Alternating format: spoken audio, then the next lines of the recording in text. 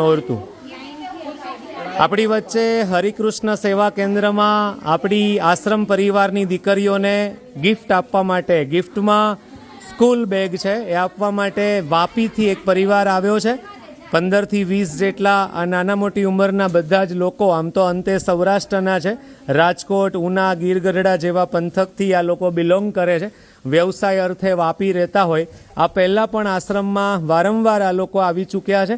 છેલ્લા 5 વર્ષ કરતાં વધારે સમયથી આશ્રમ પરિવાર સાથે જોડાયેલા છે. આજે એમને એવો ભાવ થયો કે અમારે આશ્રમમાં જવું છે, દીકરીઓને મળવું છે, એમના છોકરાઓને પણ વેકેશન હશે યા તો રવિવારની રજા હશે, એટલે એમને પણ સાથે લાવ્યા છે ને એમના હાથે એ લોકો આ દીકરીઓને સરસ મજાની સ્કૂલ બેગ આપે છે. મેં ઘણીવાર મારા વિડીયોમાં કહ્યું છે કે આપણને આ ઉંમરે પણ કોઈ એક નાની એવી પેન 20 રૂપિયાની ગિફ્ટ આપે તો પણ આપણને 35-37 વર્ષની ઉંમરે ખૂબ ખુશી થતી હોય અને આનંદ અનુભવાતો હોય.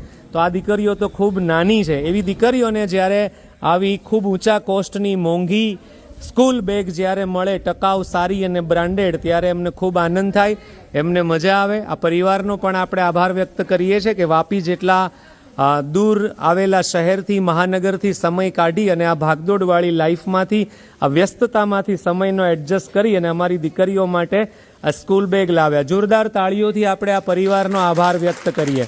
આને જોરદાર થોડી કહેવાય, જોરદાર તાળી પાડવાની. વાહ, સરસ. આપ સૌ પણ અમારી દીકરીઓ માટે અહીંયા ચોક્કસ આવી શકો. ગિફ્ટ લાવવી એવું ફરજિયાત બિલકુલ નથી. માત્ર મળવા આવો, પ્રેમ, હૂંફ અને લાગણી સાથે આવશો તો પણ અમને ગમશે.